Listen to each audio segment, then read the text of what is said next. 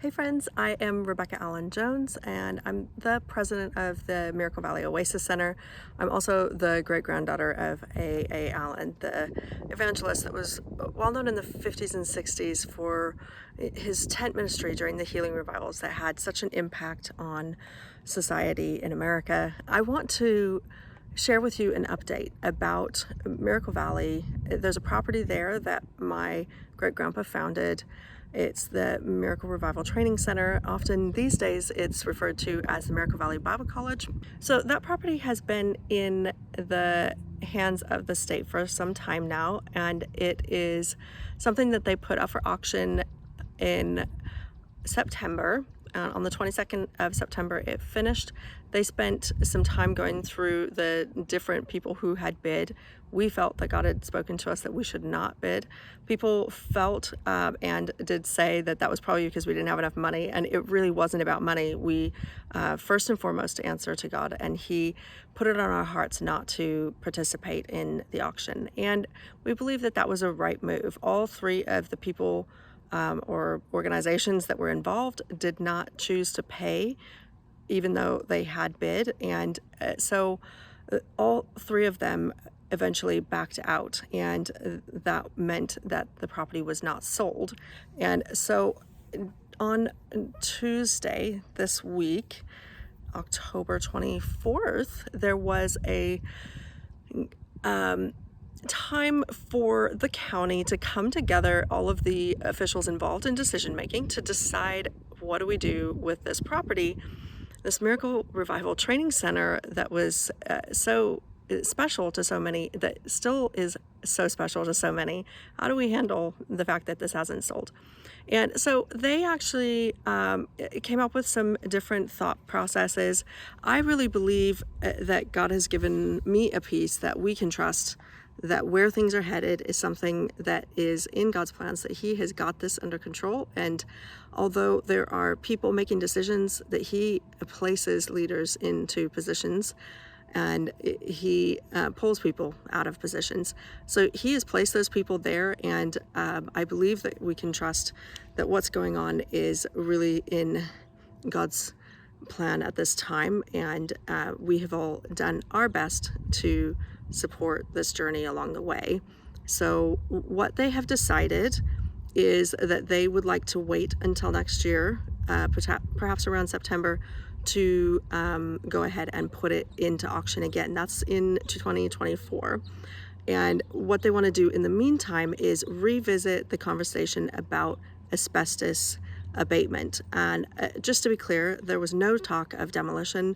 They have decided that they believe that the demolition should not happen, and that's not something that they wanted to revisit, but they did want to revisit the possibility of getting the asbestos abated, specifically anything that's over 2% in asbestos, so that whoever purchases, which we believe will be us in time, is something that is already taken care of.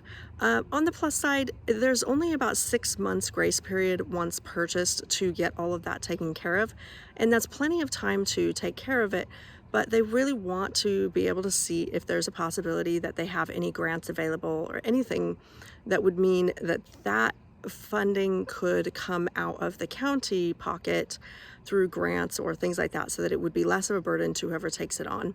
And we value and appreciate that they also have concerns about asbestos remaining on the property in large sums. That's actually a danger to people that might come onto the property straight away.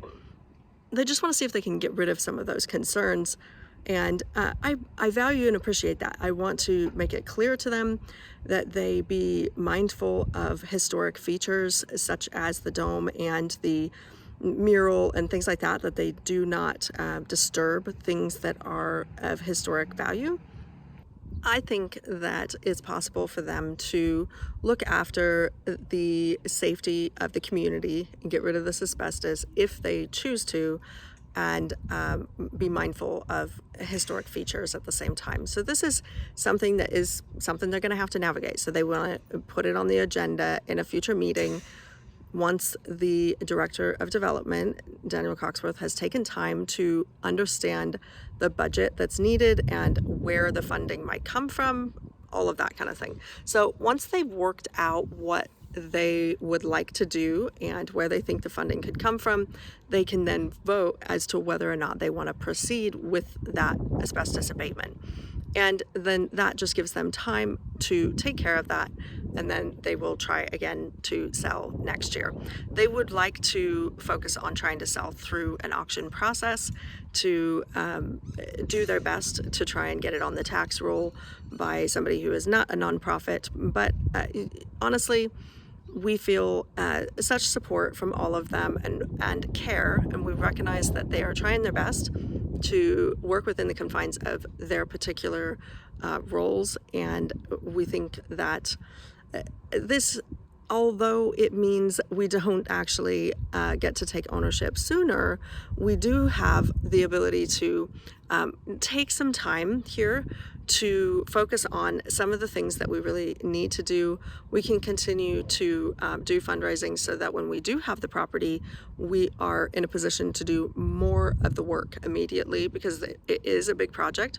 So we're just going to continue to fundraise and do all of those things, because when God speaks to you and says you are going to have this property eventually, you just act in obedience. So we're doing that. But there is some other aspects of this that we need to consider. So we have a vision that goes beyond just these buildings, although they are incredibly valuable and special to us. I know for myself, my grandfather was integrally involved in helping build all of the buildings that are on that training center property, and it means a great deal to us, possibly more than can be imagined. But we know that this is only part of what God is doing. We are a 508c1a under the 501c3 container of nonprofit, and that means that we're actually a church, and we have a church life to establish. We've spent a great deal of time in 2023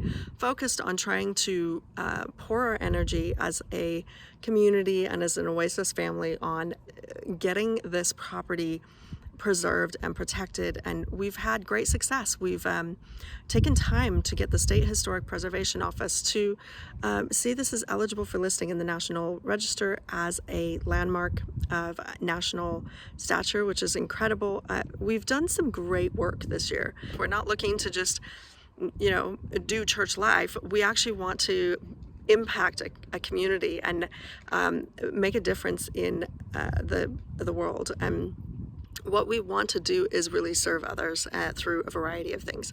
So one of those ways that we want to serve people is by having a heritage center, and we want to create space for people to come and research and learn and grow and connect with God and each other. And yes, we actually want that heritage center to be on that property, and that is the goal, and it will take some time to be there. But in the meantime, we have some really, really special collections that we would like to acquire, and we have property on Kedron right there in the town of Miracle Valley, which we have already own, and we would like to build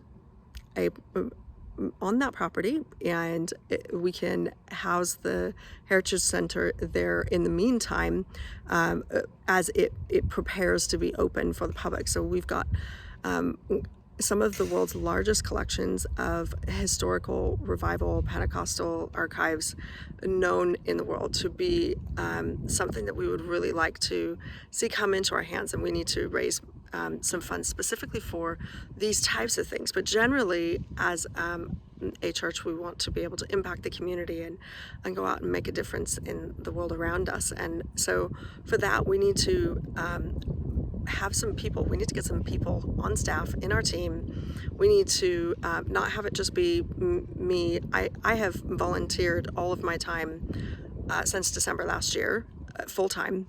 And my husband has been the only person earning and has been a huge support in all of this. And we would like to do what we can to try and get some people on board who can all dedicate more time so that we can pour into this community more, and we can make an impact on those we want to serve in the local community, as well as those in the Christian community who want to be able to learn. And I feel so excited about the possibility of the property in the Heritage Center being used for people to come and write books that will change the world, and dissertations, and to study, to grow in your faith, and there's just so many different aspects of what we want to do here.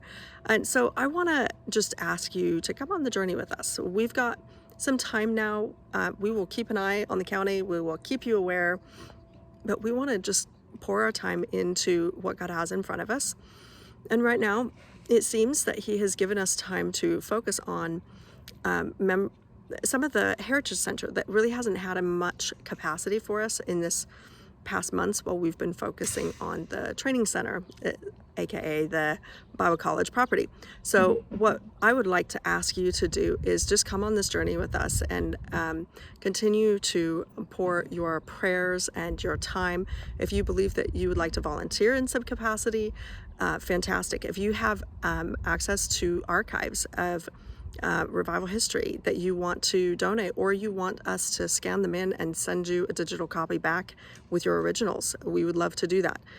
We want to make these revival archives that have been in private for decades and decades become available to the public, so that everybody can learn and grow from those things. And it's a monumental project that will take time, and it's just one aspect of what we want to do as we serve and love on the community and the wider body of Christ. So what I want to ask you to do is go on this journey with us. If you have funding that you want to pour into this, it's near the end of the year. This is a good time. We are able to give you that tax receipt, so everything is tax deductible, and this is a great place to pour into. We are on fire for Jesus, and we are determined to see the kingdom of God established wherever we set our feet, and we're excited to see what God has in store. But right now we are just needing to do all of those foundational things. We need to get people hired. We need to set some pastors in place that can help us with the church life, and so many other aspects of everything that we're doing. And so partner with us, be along in this journey with us. If you have questions and you want to talk to us about your donations and what's going on with that, you can talk to us. If you have made a donation specifically for this property, we'll definitely reach out to you. So be checking your email and your phone over the next week or so.